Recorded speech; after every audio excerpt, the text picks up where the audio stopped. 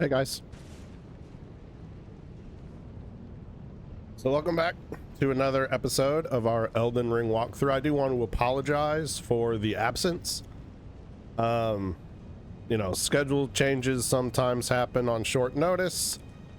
Sometimes, you know, we need a bit of an extra break. You know, things happen. But we're back. We're almost done with this. And so we're gonna power through. I'm gonna get the recording done for the entire walkthrough series probably today. Oh, hold on a second. This guy's having a moment. All right, let's go ahead and there we go. So grab your smithing stone 7 there. We'll go ahead and grab this summoning pool. If you want to do co-op, grab the summoning pool. If you don't care about co-op, if you never do co-op, then you don't need that. Yeah, I should be able to, like, we're almost done with this. Like, Farum Azula is where we are. This is Crumbling Farum Azula. Hi, if you didn't know. It should only take about 3 to 4 episodes for me to get through. At about 30 minutes an episode, that's an hour and a half to 2 hours. That's a pretty good pace. All right, as long as we don't like end up dying to a bunch of dumb stuff or launching ourselves off cliffs or you know, if the bosses don't take us 80,000 tries, like no joke, we could get through this in about 3 to 4 episodes. So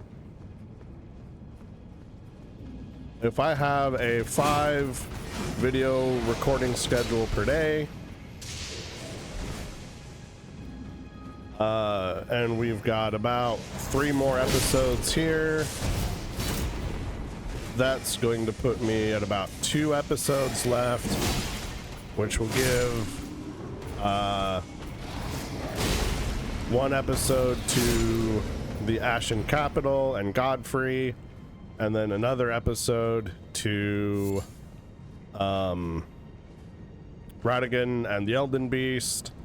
That brings me to 5. Grab your Great Glovewort here.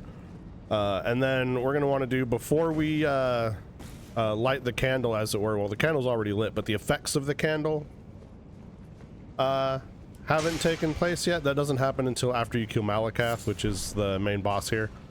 So before we light the candle, we're gonna go ahead and just do like a cleanup episode. We'll go around and we'll look for anything that we might have missed on our path. Like I said, the biggest problem I've had doing this walkthrough so far is the fact that a majority of my playthroughs have been on New Game Plus 1 plus 2, right? So Journey 2, Journey 3. And so my game path, my habit, my muscle memory for Elden Ring has taken me away from some loot out in the open world. Like here in the Legacy dungeons, there's only one way to go, right? But like out in the world, there's like little hidden stuff just off the path that you can easily miss if you're not like actively looking for it. Whoa, ah, damn it. See, as long as we don't do a bunch of that, we'll be fine. That's just me not paying attention, talking and thinking about something else instead of what we're doing. But we're not actually having that difficult of a time clearing through this. We will want to go back through and clear the top portion first again before we do the bottom portion, just because in the top portion here, if you didn't notice, there was a guy that was shooting lightning, and he'll shoot lightning at us from down below, and we don't really want that. So unfortunately, if you die like we just did, you do have to go back up through the top portion and kill this guy. Now, I say that, but the reality is you don't if you're just running through the area, right? If you're not trying to come up here or go down below and pick up loot and go through the area, you don't need to kill this dude. Come on, get out of there. We're stuck in a corner. We don't want to be.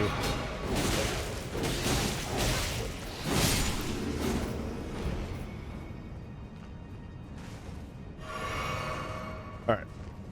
So now we can go back down. And there's that one there, and then there's this guy here. He'll also cast at you, so you'll want to take him out. If you're down here exploring and, you know, trying to get some loot and what have you, and you die, unfortunately, you do need to re-clear this stuff. So that's what we're having to do. Because I'm kind of an idiot sometimes, and yeah, you know, I have a lot of hours in the game, but that doesn't mean that I don't do dumb stuff still. All right. So, you know, sometimes shit happens, do dumb stuff.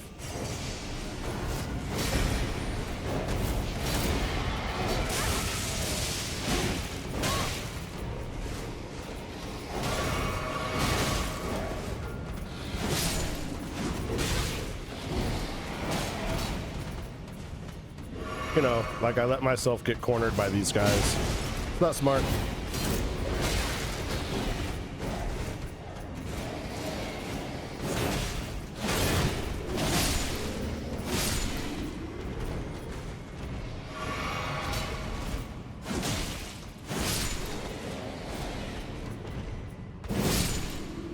All right.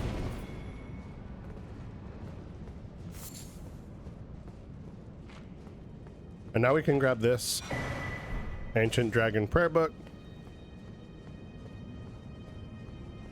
I took a couple of more flasks than I would have liked it to, but it's fine.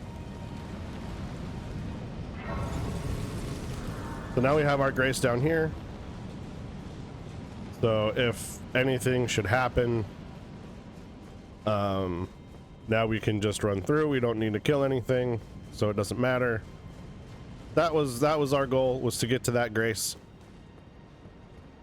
So now we're gonna come down here behind these pots. Grab this. And then we're gonna come down here. And you can hear them already, right? You can hear them already. We got worm faces coming up, so be careful, because they will do your they will do the death build up, and that's not very fun. But before we deal with them, we're gonna head off to the right here, and we're gonna have kind of a bullshit dragon fight. Of the dragon fights, this is one of my least favorite. It's not a boss, it's just a random dragon. So we'll come over here, we'll grab our smithing stone 8, and then random dragon. And I don't like this one because we're fighting basically on a tiny rock island. We don't have basically any maneuverability here.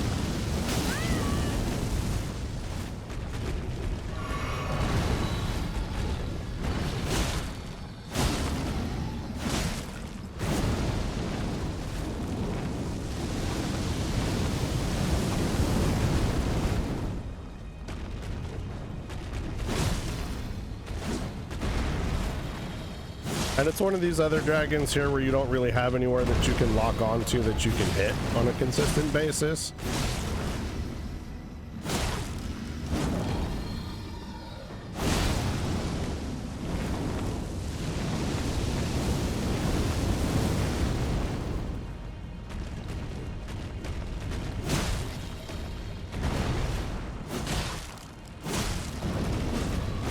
But we got ourselves a nice juicy bleed proc. He's basically dead. There we go. Give me my runes. He's gonna drop, was it like 21,600 runes or something? We're not shabby on the runes. Ah!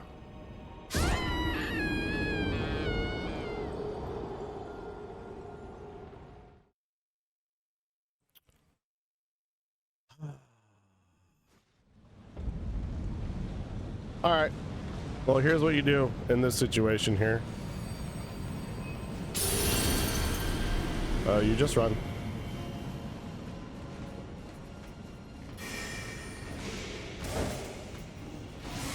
Most of these guys are not gonna come outside, so you don't really got to worry about that too much. Come back over here, grab this. And if they do come outside, they usually won't go past those stairs. Now I say usually because sometimes they will. That one guy there that's, you know, got to the stairs and started walking back and is now walking back forward, sometimes he will come down and fight you, but that's rare. So if you run through, you can get back on the elevator and then go pick up your runes. Hopefully you don't die to gravity again. Gravity is the undefeated boss of Elden Ring, so if you do die to gravity, there's no shame in that. It happens.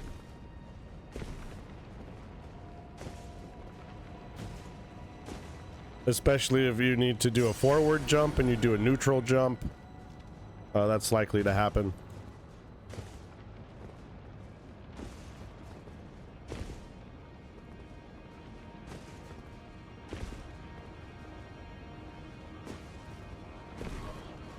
And there's no torrent here, so can't do that.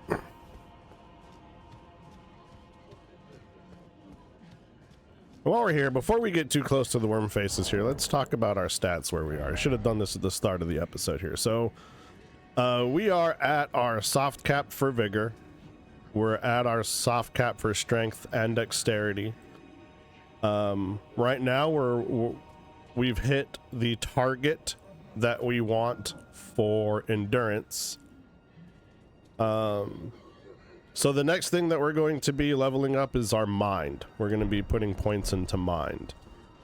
And the reason why we're putting points into mind, and we may never actually use this, but it will give us more utility in the event that we do decide, there's the death buildup. To use it, we want to have enough mana pool. No. Ah, Jesus. Well, I told you you'd get to see what happens when you get your death build up all the way. That's what happens.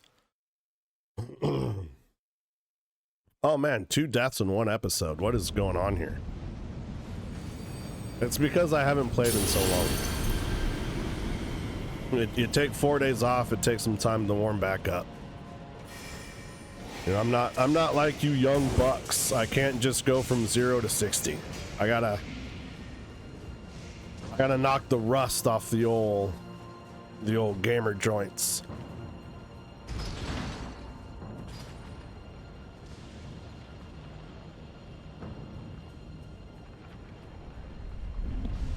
All right.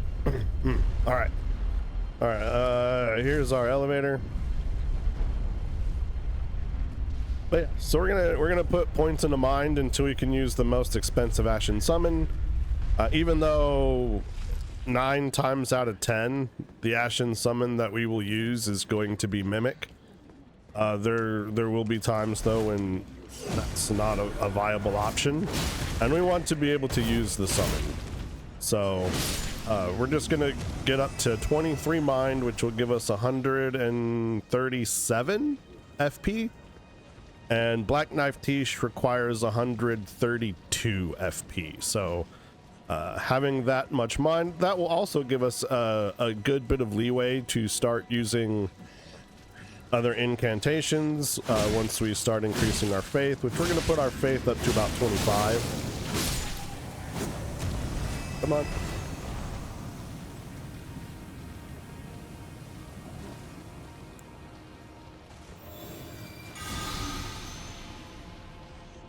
just for little bits of utility like that, right?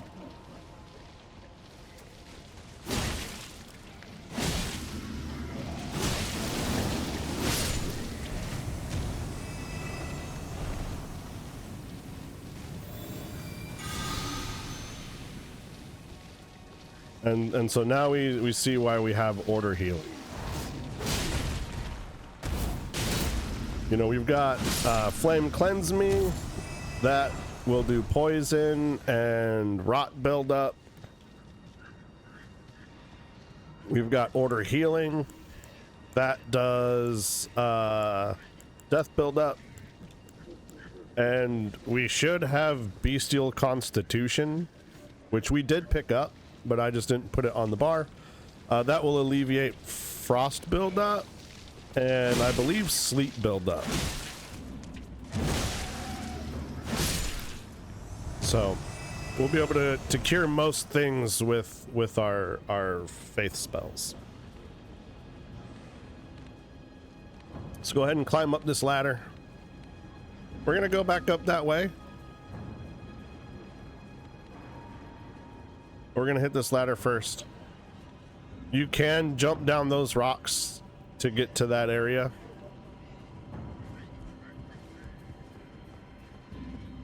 So that's what we will do. We're just going in a circle.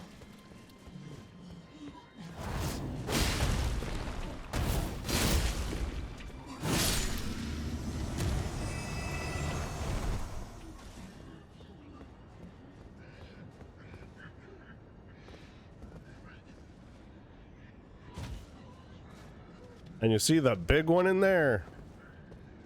He's going to be a real problem. So once we get down here and we get into the lake, we should have the ability to summon Mimic. And so we'll do that. The only problem is Mimic is also susceptible to Death Blight, and Mimic doesn't really know how to move out the way. So using Mimic, kind of, well, using any summon kind of risky here, because again, come on, oh, stuck in an animation, it won't let me move. God damn it.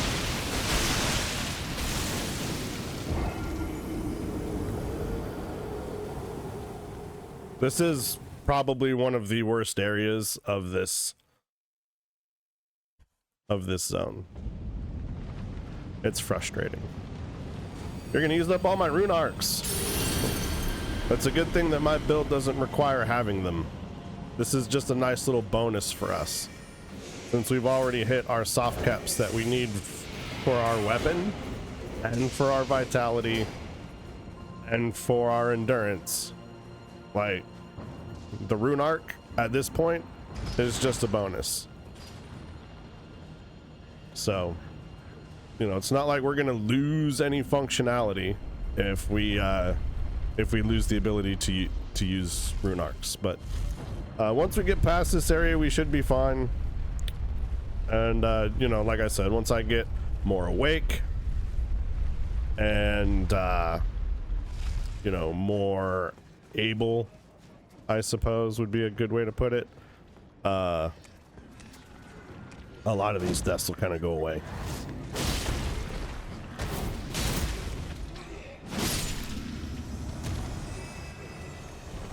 All right, come back down this way.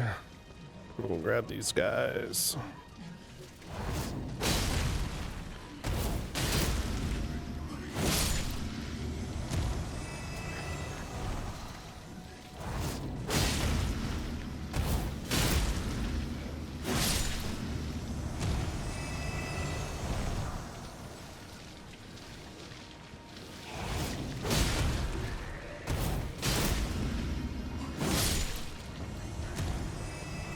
All right, and we don't need to go back up the ladder.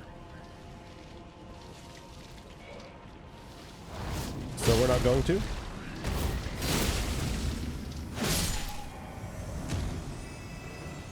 But there is a dog here. I will miss the dog with every swing, which is a statistical impossibility, but it is what it is. All right, since we're not going up the ladder, I guess we'll go around this way. We were gonna take this path on the way back and just make a big circle, but without going down the ladder, you have to go this way. So there's another one behind this tree here. Don't let him surprise you.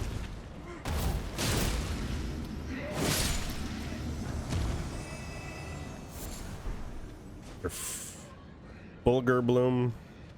That's a weird word to say. Quite difficult to make the shapes with your mouth. Fergal bloom. It's goofy. All right. We'll just do all this stuff down here first.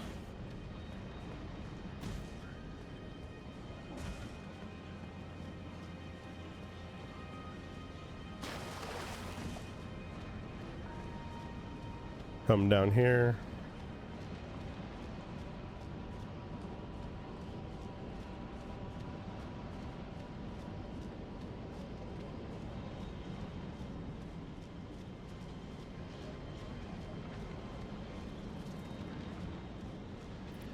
All the way down here.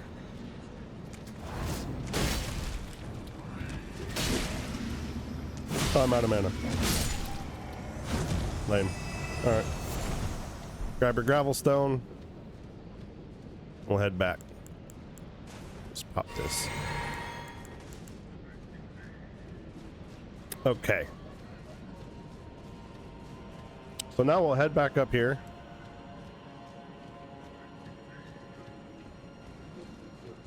And my runes are over there on that side.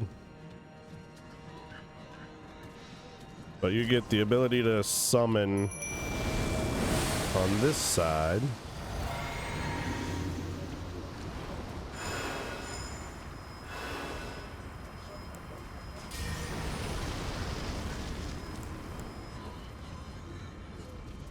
Now let's go grab our runes.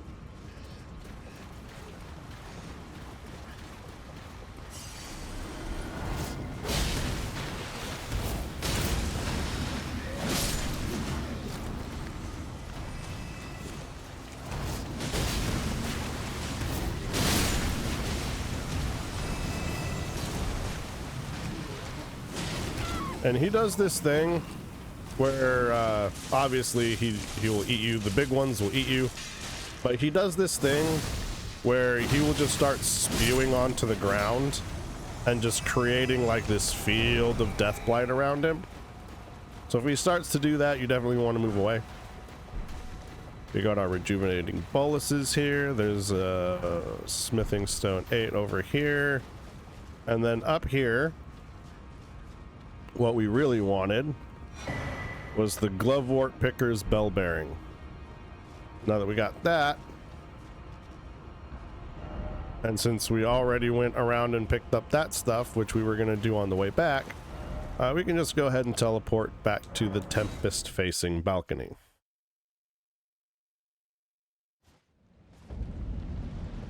Alright, from here, we got a few minutes. Get your Somber Miner's Bell Bearing 4. We are going to change over to our Claymore. And you might have noticed there a different weapon in the inventory that we have not been using before. And it's plus 25, and the rest of these are not quite there. Well, those are. So we used this in the Millennia takedown video, and we're going to use it again to fight the Elden beast.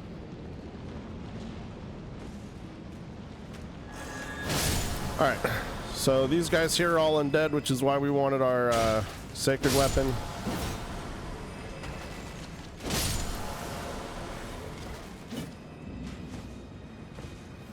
There's a bunch of these dudes around here, so just try not to let yourself just get overwhelmed by them. Definitely having a sacred weapon here is going to make this super easy.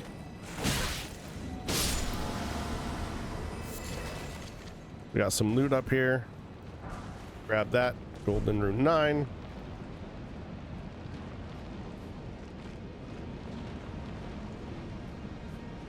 gonna come over here. Pick up a somber smithing stone 7.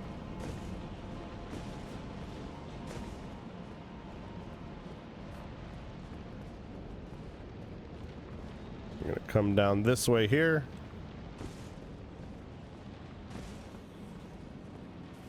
Grab this loot. That guy is just gonna shoot at you. As long as you keep moving, you shouldn't get hit.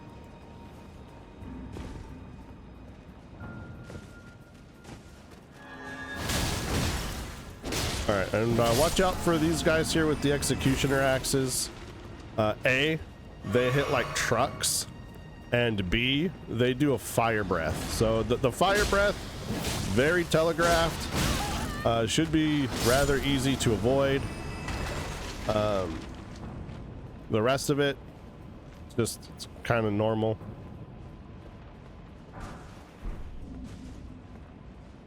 Normal combat stuff, and we get up there to kill him in a little bit, but not right this very second.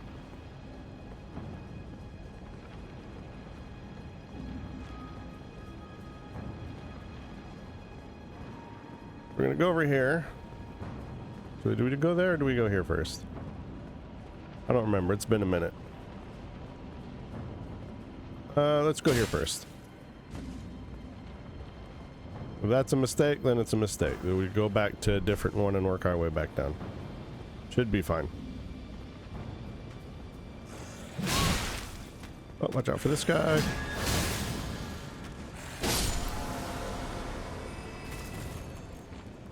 I actually haven't done a video about this place yet. This is the first one. So I've had zero prep.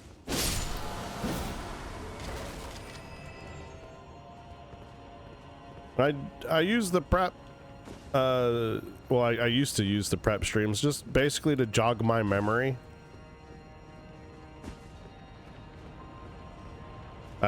Basically that was it. That was all it was for. It was basically for me to jog my memory, because we would just go and do exactly the same thing that we did on the live stream and the walkthrough. But right now I'm just cutting that out. So we may get a little bit less done in each walkthrough, but now I have like an extra 4 hours during the day to do other stuff. So once we get over here, you see those guys, they're up there. Once we pick this up, they'll drop down. They don't drop down before. But you know, I wish they would, but it's fine.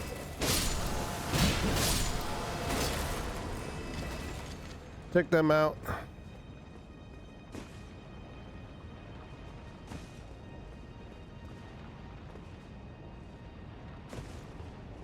Up here. Ooh.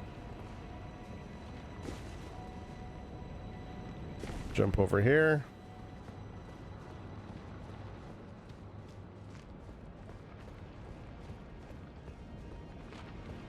So that worked out.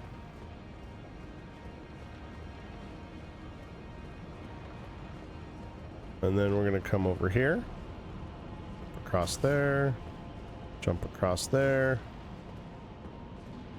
go ahead and grab this, and then we're gonna go ahead and hit Disgrace.